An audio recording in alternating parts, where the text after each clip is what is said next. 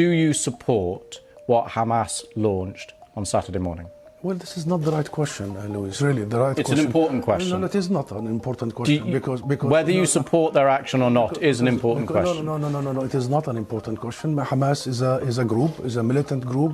You're talking with the Palestinian representative. Our position is very well known and clear. And what is that? Do you support Hamas's actions? And then you cannot equate. This is not about support or not support. I am here to represent my people, the Palestinian people, what they are going through. I'm not here to condemn anybody. And if anybody that needs to be condemned, it's what you call the only democracy in the Middle East, that is Israel, between parentheses, that is doing what you have just reported, targeting civilians. And this has not just happened the last 48 hours. Hamas was just targeting Palestinians, but you won't condemn that. I'll tell you one thing. Hamas is not the Palestinian government, okay?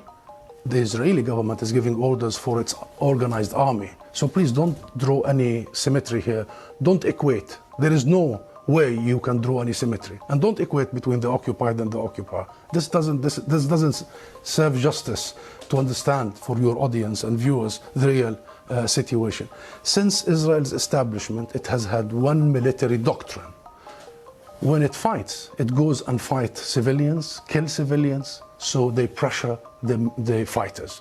Since 1948, and go back to the record, and this has been repeated in Gaza and will continue to be repeated. So the conversation is not a blame game. I am not in the business of blaming the victim here. The real conversation is how do we stop this vicious, deadly cycle? You just condemned Israel for killing civilians, and you won't condemn Hamas for killing civilians. How many times you have interviewed Israeli officials, Louise? Hundreds of times. Hundreds of times. How many times Israel have committed war crimes right live on your own cameras? Do you start by asking them to condemn themselves? Have you? You don't. You don't. No, I'll answer that question. You don't. You know why I refuse to answer this question? Because I refuse the premise of it. Because at the very heart of it is misrepresentation of the whole thing. Because it's the Palestinians that are always expected to condemn themselves. I mean, come on, this is a political conflict. We have been denied our rights for a long time. So this is the wrong starting point.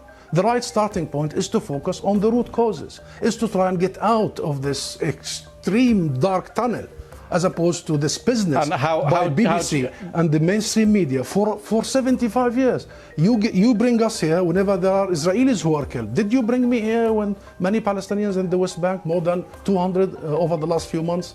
Do you invite me when there is such Israeli provocations in Jerusalem and elsewhere? What Israelis have seen, which we started by saying tragic, the last 48 hours, the Palestinians see every day for the last 50 years. You know the situation in Gaza, you've just described it. This is the biggest open-air prison. Those people, 2 million, have been taken hostage by Israel for the last 16 years. So I'm saying this just to say, Louise, perhaps this is about time we abandon this rhetoric, very dangerous, this framework, and we start giving people the real ugly truth sometimes. What is the solution in your eyes? International law, that's it. The equal application of international resolutions and law and legitimacy, as you did in Ukraine. Would you bring the Ukrainian ambassador here and start asking him to condemn some of his fighters? We need to fully and equally apply the rules that were created by the League of Nations after the horrors of the Second World War. We need to make sure that Israel is not the exception. It has been for the last 75 years. We need to make sure that nobody is above the law. Britain is renowned, Louise, for the rule of law. I think that's the solution.